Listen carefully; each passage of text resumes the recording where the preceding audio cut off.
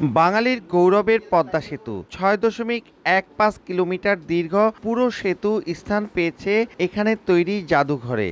সেতুর রেপ্লিকা ছাড়াও স্থান পেয়েছে সেতুর স্প্যান, বেয়ারিং, নাট, বোল্ট, সেতু তৈরিতে ব্যবহৃত হ্যামার এবং ক্রেনবাহী জাহাজ সহ নানা কিছু।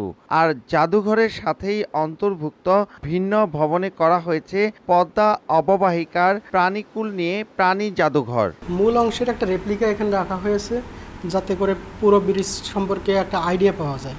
আর তাছাড়া এখানে বিয়ারিংগুলো ব্যবহার করা হয়েছে, বিভিন্ন যন্ত্রাংশ ব্যবহার করা হয়েছে, তার কিছু রেপ্লিকাও এখানে প্রদর্শিত হচ্ছে। চেষ্টা করছি যে এখানে স্মল বিভিন্ন ধরনের রেপ্লিকা সংরক্ষণ করতে এবং একটা ছোটো করে একটা ইনফরমেশন দেওয়া, যে দর্শনার্থী আসলে যেন আমরা ছোটো করে একটা ব্রিফ করতে পারি।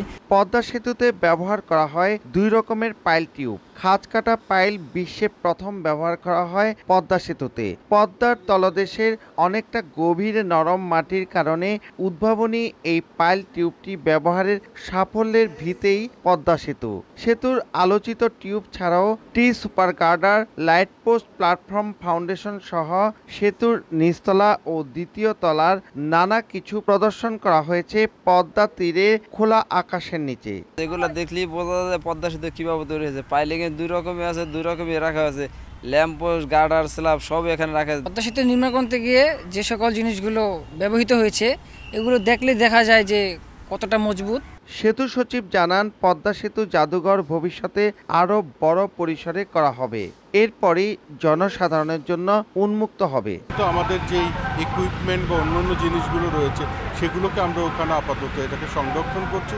পরবর্তীতে মাওয়া প্রান্তে অথবা জাজিরা প্রান্তে যেখানে আমরা জাদুঘরটি তৈরি করব সেখানে আমরা স্থানান্তর করে সেটি সর্বসাধারণের জন্য উন্মুক্ত করব।